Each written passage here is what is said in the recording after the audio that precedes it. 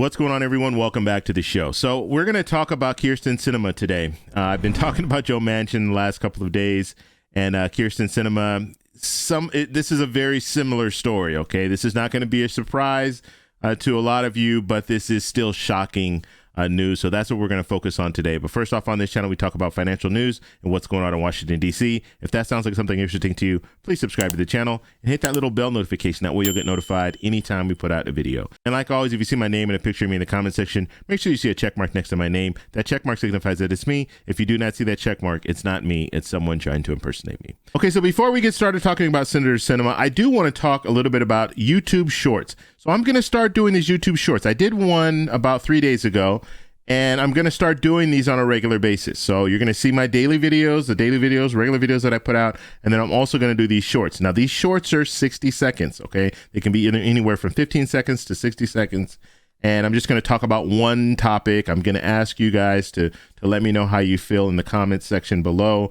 And YouTube is really pushing this. And so I want to take advantage of that and really start putting this content out. So I'm just warning you guys, you're going to see different content. You're probably not going to be seeing me in this set. I might be somewhere else. I might be sitting in a car. It's going to be a vertical, like I'm going to shoot it on my phone. So it's going to be vertical. It's not going to be this 16 by 9 that we have right now. So just be forewarned, YouTube Shorts, I'm going to be putting those out. So please support that. If you see it, please share it with other people. Hit the like button on those videos. Because I do want to start doing more content like this as well, because this is a great opportunity, especially when you're talking about news, because news happens like that. And if I can just get on my phone and tell you really quick what's going on, it's a lot easier than this whole setup here that I'm doing and editing the videos and everything. I can just turn on my phone and say, hey, guess what? The bill passed, and this is this was the vote count and all that stuff. Or this is what happened in today's news, and I can get that out really quickly, and it's only 60 seconds, so it doesn't take you that long to find the information out. So please support that. I will be putting out videos very, very regularly, and they're going to be YouTube Shorts as well as the regular content. I'm still keeping the regular content, but I will be putting out these shorts as well. Okay, so I just want to go right over to this article. This is Kyrsten Sinema, and like I said, this is probably not shocking to a lot of you, but nonetheless, this is a very sad situation.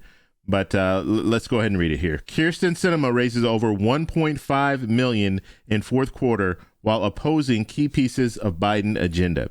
Okay, so we know how Kyrsten Sinema and Senator Manchin, they have both really been obstructionists when it's come down to it. And because of this, Biden's agenda is not going through. He's not getting through these key pieces of legislation. Build Back Better, he's not getting that through. Looks like they're going to have to scale it down, and they don't know what they're really going to have in it now. And I mean, this is really, really an unfortunate situation. And here, Kyrsten Sinema's campaign raised over $1.5 million towards the end of 2021. As she opposed key elements of her own party's agenda, according to the new filings here. Sinema, like fellow centrist Democrat Joe Manchin, has resisted important pieces of President Biden's goals, including filibuster reform. She is up for re-election in 2024. Now, this is very important. She's going to be up for re-election in 2024. I hope they primary her. I hope they have someone to run against her. They're talking, Ruben Gallego is talking about running against, well, I won't say he's talking about running against her, but the talk is that he's considering running for Senate in Arizona. So I hope that happens. We have to have someone that wants to represent the people and not represent corporations. Sinema's donors in the fourth quarter included wealthy investors who had supported ex-President Donald Trump, including Ken Langone and Nelson Peltz. Now, Ken I think it's Langone. I hope I'm saying his name correctly. He was the founder of Home Depot. So you have some pretty prominent people who are supporting Kyrsten Sinema right now, and she's a no on everything pretty much. I think she's not moving forward with any type of legislation. She's just being an obstructionist, and they like that. They like the fact that that's what she's doing, and so they're donating money to her. And I mean, it's a sad situation. I mean, and here's some other companies here. Carlyle Group. What is it? Is that Gilead Science? I don't know what that is. Or Gilead Sciences. Microsoft, Cigna was Joe Manchin, Senator Manchin had Cigna as they were donating to him as well. American Petroleum Institute is also on here. So you have some large corporations that are donating money to her campaign. So they like what she's doing. They like the fact that she is holding up President Biden's agenda. And so this is, I mean, it's sad. It's kind of funny here. They have this advertisement here for American Greed. I think that's funny. But you see, I'm Senator Manchin. I just posted that video a couple of days ago, and this article actually came out a couple of days ago, so they came out around the same time. I just didn't get around to talking about Kyrsten Sinema, Senator Sinema. So this is really, I don't know what to say. You guys know how I felt about Senator Manchin and the $300,000 that was donated to his campaign. Now we're hearing 1.5 million. For Senator Sinema. This is just ridiculous. So they are obviously not there to represent the people. They're there for the donors. They're there for these big corporations. They have the money. They're funding their campaigns, and so they're saying, you know what, we're not going to do anything for the people. We're going to do whatever corporations want us to do. This is not what our founding fathers wanted.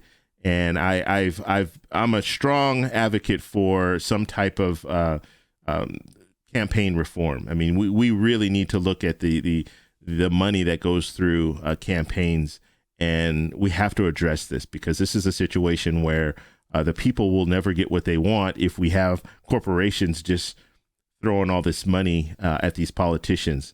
So there has to be something. I mean, we have some different reforms where you can only donate a certain amount, but then you have super PACs and you have all these different ways where they can funnel money to these politicians. So they're not doing it directly. They're doing it into, they're sending money in other areas, or they're just sending money to the Democratic Party and state parties in Arizona and West Virginia and all this. So there are ways that these corporations can get money through without directly giving the money to some of these different politicians. But I mean, things need to change. This is not acceptable. I really want to know what you guys think about this, just because I put that video out a couple of days ago, and now we have Senator Sinema. We find out it's 1.5 million, which is a lot more than 300,000.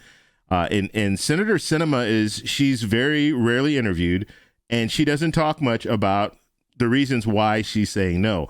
I will give it to Senator Manchin. He's out there. He'll come out. He'll talk to the press. He'll let people know how he feels about certain things. Senator Sinema doesn't do that, and she pretty much hides out. And so she's not talking to reporters. She's not talking to anybody about why she is in opposition to Biden's agenda. And so, we really don't know how she feels. I mean, she was on the Senate floor a couple of weeks ago, kind of laying out the reasons why she was in support of the voting rights bills, but she was not in support of making adjustments to the filibuster. So, and in that case, it didn't mean anything, because she didn't want to go that next step when it came to making adjustments to the filibuster and to allow these voting rights bills to pass. So, I mean, it was just all basically really, I mean, we always say politicians are just all talk. This was really all talk, because you could have done something, but you chose not to. I want to know what you guys think about all this. What do you think about Senator Manchin? What do you think about Senator Sinema collecting all this campaign money? And I mean, they're both running in 2024, but you're always campaigning. When you're a politician, you're always campaigning. You're always collecting those donations.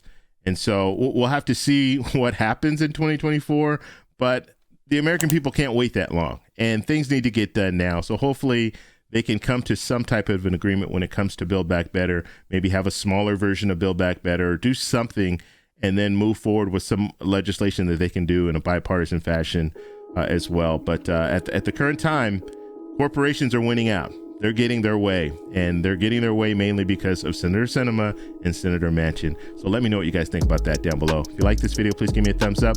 Please subscribe for more, and I'll talk to you in the next one. Bye.